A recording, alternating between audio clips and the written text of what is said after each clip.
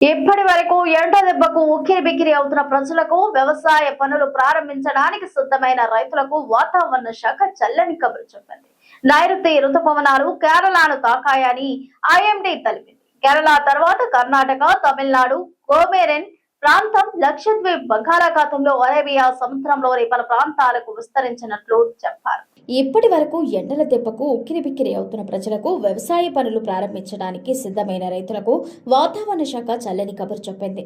నైరుతి రుతుపవనాలు కేరళను తాకాయని ఐఎండీ తెలిపింది. కేరళ తర్వాత కర్ణాటక, తమిళనాడు, కొమలిన్ ప్రాంతం, లక్షద్వీప్, బంగాళాఖాతంలో అరేబియా సముద్రంలోని పలు ప్రాంతాలకు విస్తరించినట్లు చెప్పారు.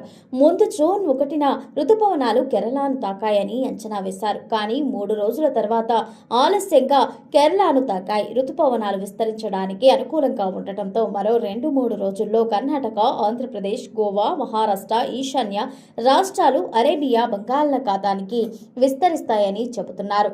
ఈ ఏడాది రుతుపవనాల సీజన్లో జూన్ నుంచి సెప్టెంబర్ వరకు 90% వర్షపాతం నమోదయ్యే అవకాశం ఉందని భావిస్తున్నారు. అయితే కేరళను తాకిన రుతుపవనాలు రాయలసీమ జిల్లాలో 2 రోజుల్లో తాకుతాయని, ఆ తరువాత మెల్లిగా ఆంధ్రప్రదేశ్ మొత్తం తాకుతాయని, ఈ నెల 15 నాటికి విస్తరిస్తాయని విశాఖ తుఫాన్ హెచ్చరికల కేంద్రం శాస్త్రవేత్త జగన్నాథ కుమార్ అంటున్నారు. నైరుతి రుతుపవనాలు విస్తరించి వర్షాలు పడినా సరే ఉక్కపోత, వేడి పరిస్థితులు వెంటనే తగ్గవని భావిస్తున్నారు. అంతేకాదు దక్షిణ కోస్తాలో వేడి గాలుల ప్రభావం కొద్ది రోజులు కొనసాగుతోంది అంటున్నారు. మరోవైపు ఏపీలో ఉపరితల ఆవర్తనం ప్రభావంతో వర్షాలు పడుతున్నాయి. ఇవాళ కాకినాడ, తూర్పు గోదావరి, పోలవరం, ఏలూరు, కృష్ణా, ఎన్టీఆర్, గుంటూరు జిల్లాల్లో అక్కడక్కడ పిడుగులతో కూడిన తేలికపాటి నుంచి మోస్తారు వర్షాలు కురిసే అవకాశం ఉంది.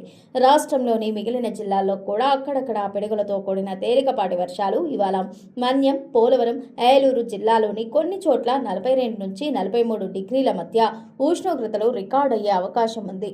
రాయలసీమ జిల్లాలో శనివారం నుంచి తేలికపాటి నుంచి మోస్తారు వర్షాలు కురిసే అవకాశం కనబడుతోంది. శనివారం నుంచి తేలికపాటి నుంచి మోస్తారు వర్షాలు కురిసే అవకాశం ఉందని ఏపీ విపత్తుల శాఖ తెలిపింది. అలాగే కేరళం అంతటా నైరుతి రుతుపవనాలు విస్తరించాయని, రుతుపవనాల దక్షిణ తమిళనాడులో కొన్ని ప్రాంతాలను తాకాయని కూడా ఓ ప్రకటన చేసింది.